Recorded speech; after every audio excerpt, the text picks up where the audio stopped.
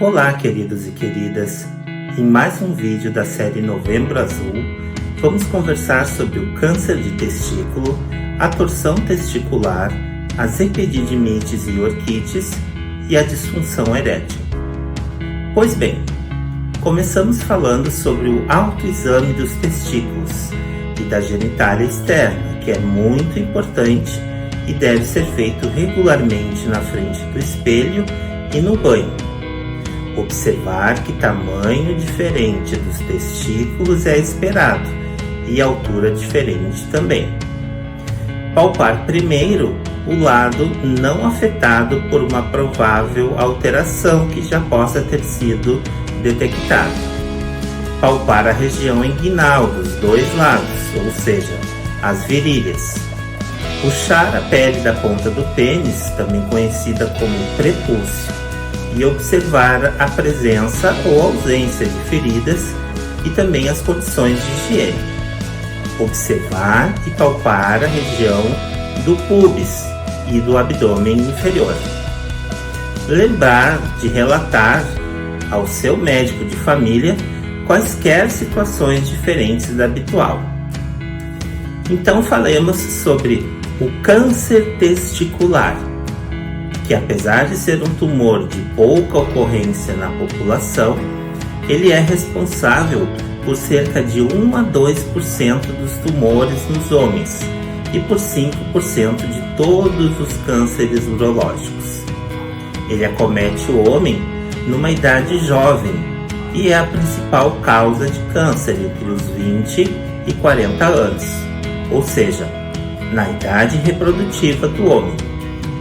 Segundo a Organização Mundial de Saúde, em 2020 tivemos cerca de 75 mil novos casos de câncer de testículo no mundo e cerca de 10 mil mortes por esta causa em homens neste mesmo ano.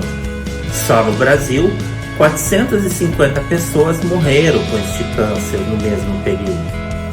Há um esforço atual para se fazer o diagnóstico em fases mais precoces, o que aumenta muito a chance de cura do indivíduo, para mais de 90% de cura. O diagnóstico consiste na identificação de nódulo endurecido, localizado, com pouca ou nenhuma dor e que pode ser confundido com a cabeça do epidídimo, ou ainda a identificação de endurecimento global do testículo. Temos alguns fatores de risco bem estabelecidos para a ocorrência da doença. Por exemplo, a não descida do testículo para a bolsa escrotal. Ele antes, durante a vida intrauterina, ficava no abdômen. A diminuição da produção de espermatozoides. A herança familiar, por exemplo, um pai ou tio que tiveram a doença, ou ainda este mesmo indivíduo que tenha tido já o mesmo diagnóstico previamente. O tratamento é com cirurgias por via abdominal, quando retira-se funículo espermático com o testículo, e quimioterapia. O câncer de testículo tem vários tipos diferentes e, dependendo do tipo, os tratamentos podem variar um pouco, mas todos têm excelentes índices de cura. Agora, a torção testicular, que na verdade é a torção do cordão espermático e ocorre principalmente em recém-nascidos e adolescentes, mas pode ocorrer em qualquer idade e apresenta-se como uma dor isquêmica intensa, de início súbito e inquietante, associada a náuseas. É uma urgência cirúrgica. O ideal é operar em até 6 horas, mas pode-se aguardar até 12 horas para fazer a cirurgia. Verifica-se um testículo mais alto que o outro nessa condição, atravessado na bolsa. E ao se elevar o testículo, não se observa alívio da dor. Ocorre aumento global do testículo, O reflexo cremastérico, que é o músculo que eleva e baixa a bolsa escrotal, está ausente ou diminuído. Um ecodoppler confirma o diagnóstico, mas é melhor fazer antes de 6 a 8 horas, pelo risco de falso negativo. E na dúvida, deve-se sempre operar. As epididimites e as orquites infecciosas e não traumáticas. Orquite pura é muito rara, tende a ser viral, como é o caso da cachumba. São raras antes da puberdade e, se ocorrerem antes, geralmente estarão associadas à infecção urinária e malformações congênitas do trato urinário. São comuns da adolescência em diante, de etiologia gonocócica, que é o germe causador da gonorreia, e por clamídia, ambas transmitidas nas relações sexuais desprotegidas, inclusive por sexo oral sem camisinha, e são então as mais comuns. Em idosos estão mais associadas a infecções urinárias, mas também podem ser por germes causadores de infecções sexualmente transmissíveis. Causam dor lenta e progressiva, às vezes com febre. Palpa-se aumento do epidídimo, que está doloroso, podendo ser localizado ou com aumento testicular associado, edema de escroto e hidrocele reacional.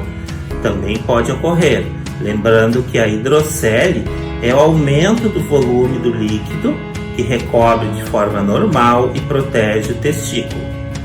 O tratamento é com anti-inflamatórios e antibióticos. Já a disfunção erétil, que é a incapacidade permanente do homem de alcançar ou manter uma ereção adequada para uma relação sexual satisfatória. Para entendê-la, é importante saber como as ereções ocorrem. Quando o homem é estimulado sexualmente pelo tato ou pensamento, nervos e os ditos neurotransmissores trabalham juntos para relaxar e dilatar as artérias dos corpos cavernosos, para que o pênis possa se encher de sangue. As veias que trazem o sangue de volta contraem para manter o sangue dentro do pênis, formando a ereção. Depois que o homem ejacula, o sangue é liberado de volta ao corpo.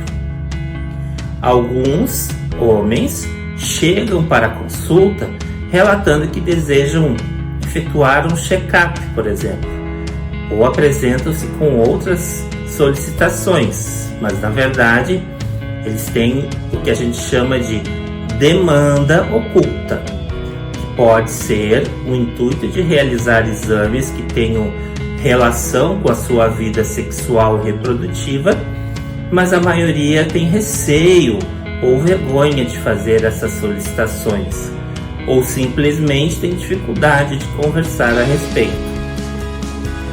Um desses problemas, então, que ficam ocultos é a disfunção erétil, cujo tratamento vai ser feito com interesse inicialmente em compensar eventuais fatores de risco.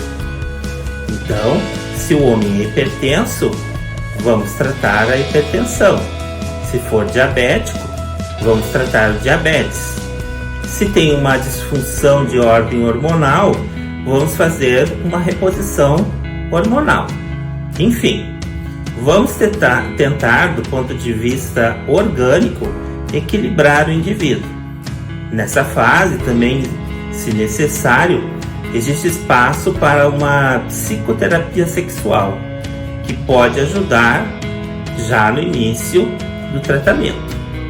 E se assim, com o primeiro passo, a gente consegue contornar, inclusive com medidas de ordem comportamental e junto com a compensação desses fatores causais que são as cirurgias, o diabetes, a doença cardíaca, o abuso do álcool, o fumo, o uso contínuo de algumas medicações que podem ser substituídas, né, em decisão compartilhada do homem com o médico, o problema pode acabar, né?